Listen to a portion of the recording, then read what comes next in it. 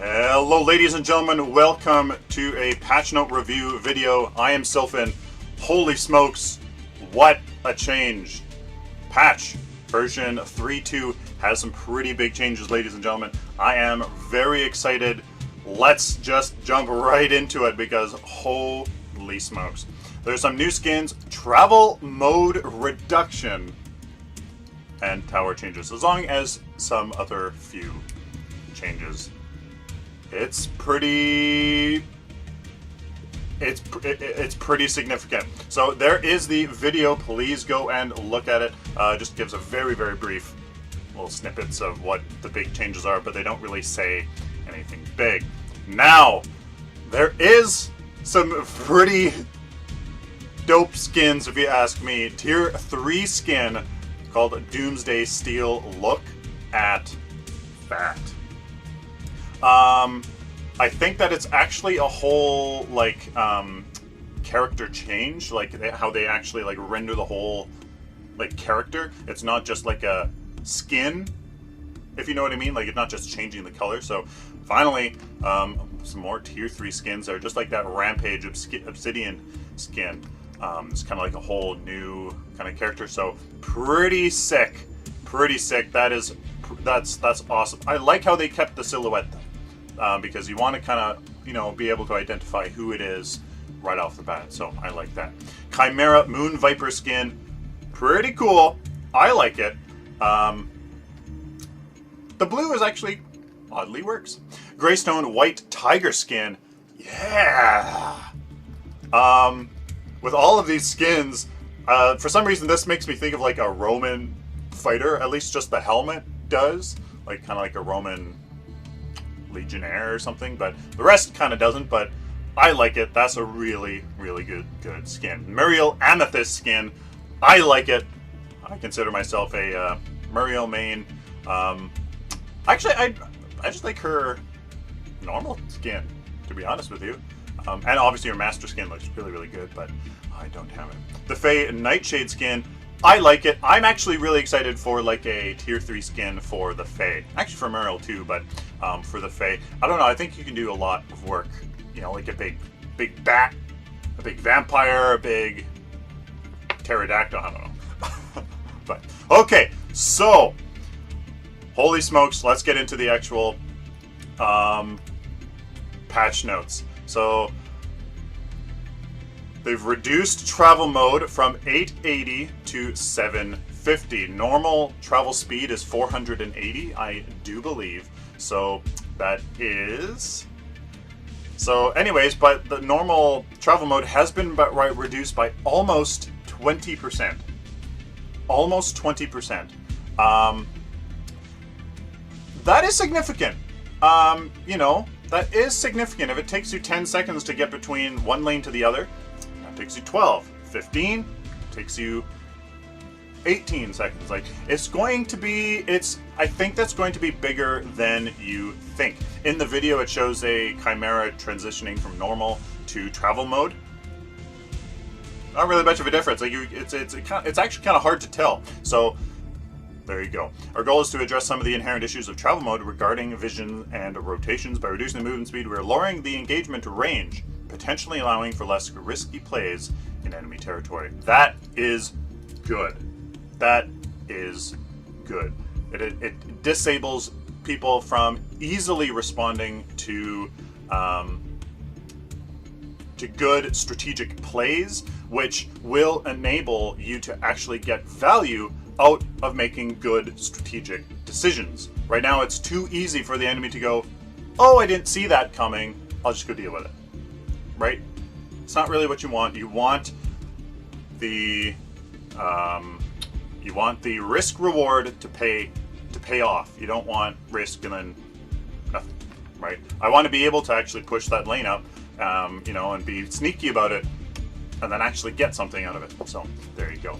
One of the larger changes directed toward decreasing match length is, get this, granting the Ore Prime buff immediately to the entire team that kills the Prime Guardian. In my opinion, gaming released today a video about the Prime Guardian, or yesterday?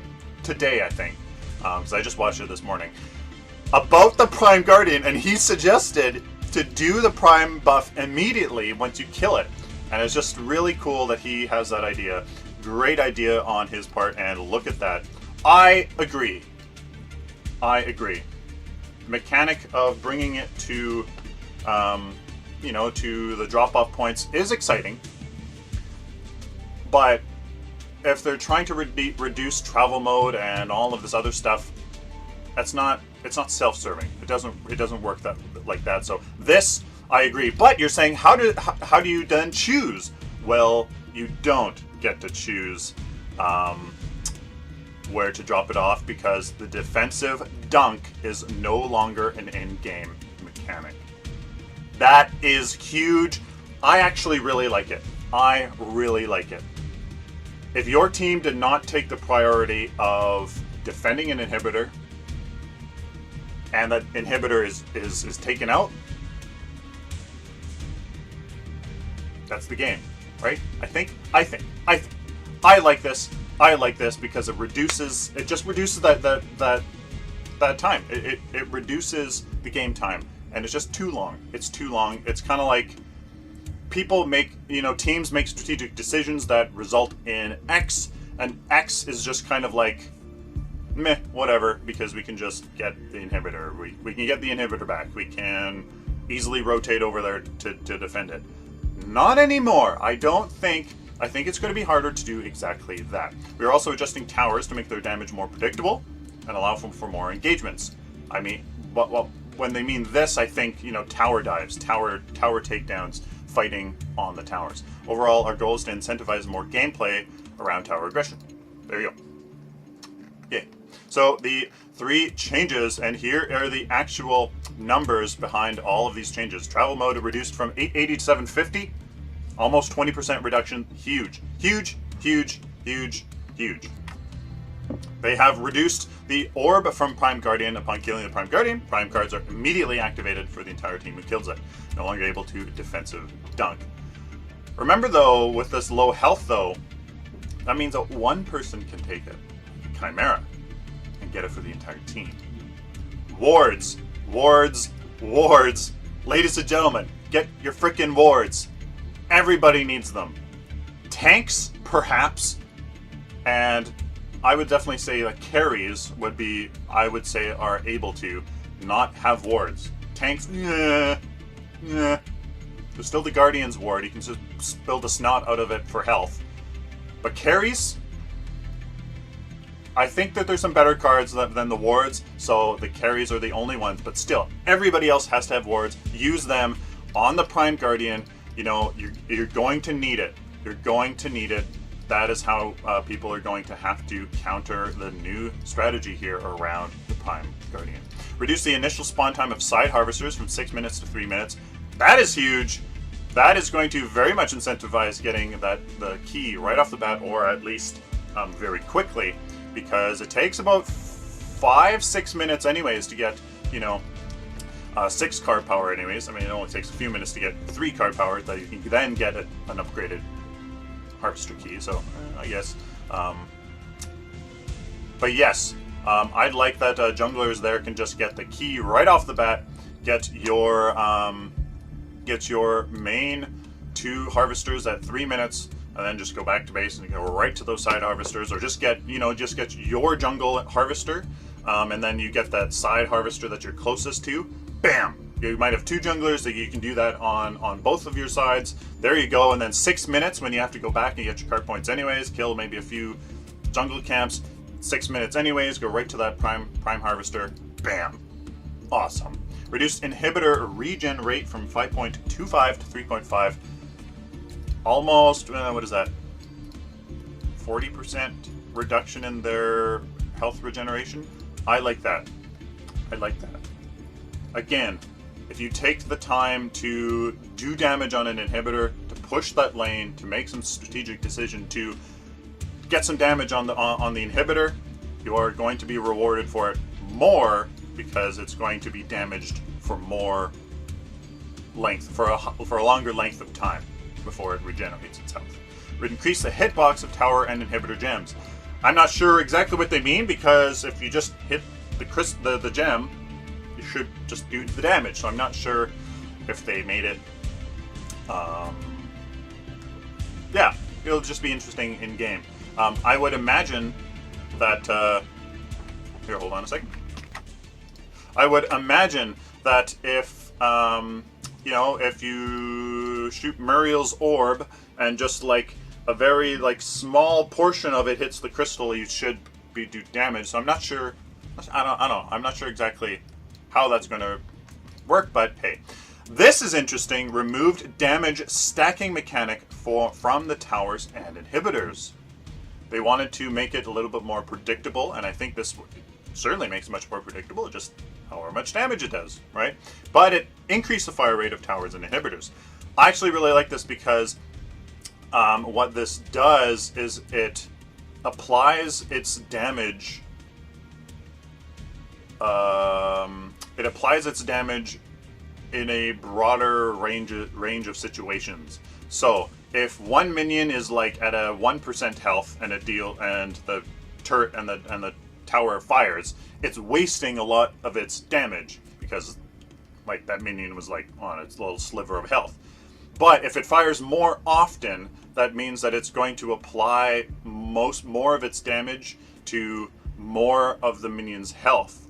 So therefore it'll increase its effective damage output. It won't affect as much damage it does, it's just how much of that damage it applies to the things in its tower range will increase. That effective output will increase. I really like that. It makes it more reliable and just makes them a little bit more effective at doing what they're supposed to do. But they had to reduce the tower damage to account for the changes, right? You want the same DPS to be going out from the towers, so you have to just tweak the numbers there to make sure that it all worked. Tweak some visual effects on the Prime Guardian. Some little audio changes here. Sound added for placing harvesters. Something cool. And there you go. Something about the blink cards though.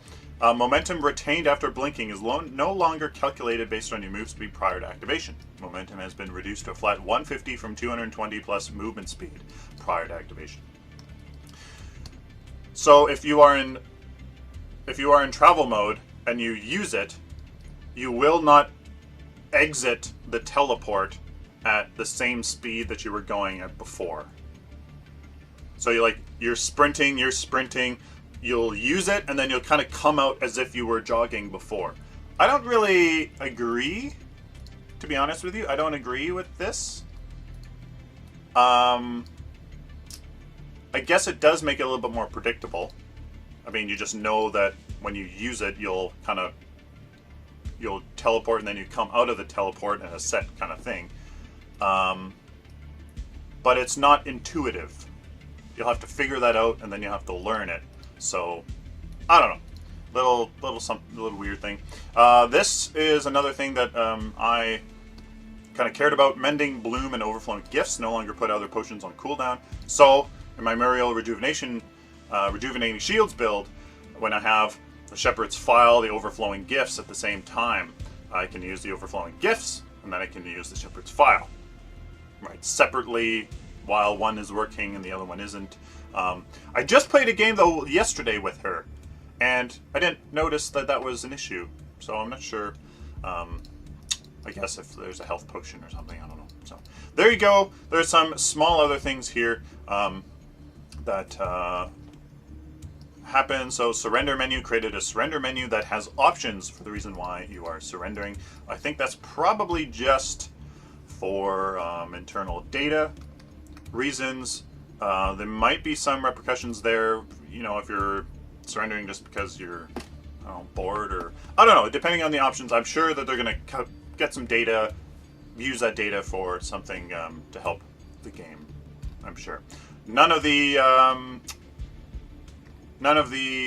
characters had any balance changes, but some cool things was Kalari added a timer for her ultimate to indicate how much longer of a window players have to confirm the ability.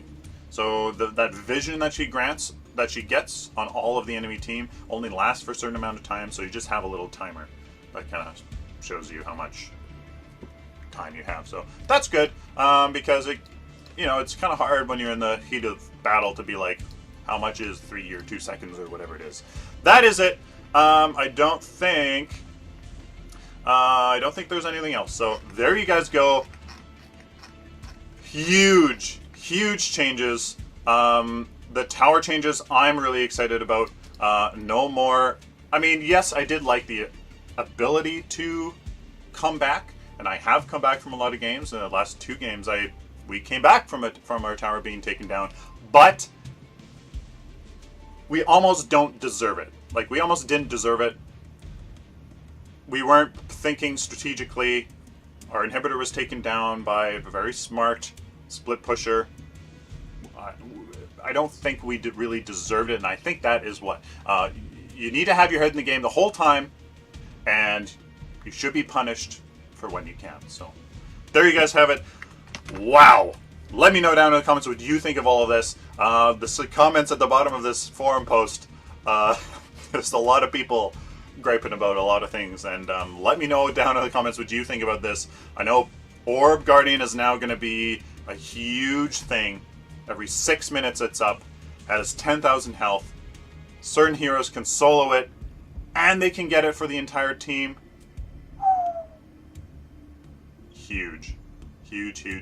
Let me know down in the comments what you think. Please like the video if you like it, dislike it if you dislike it, share it with the community because people need to know about this.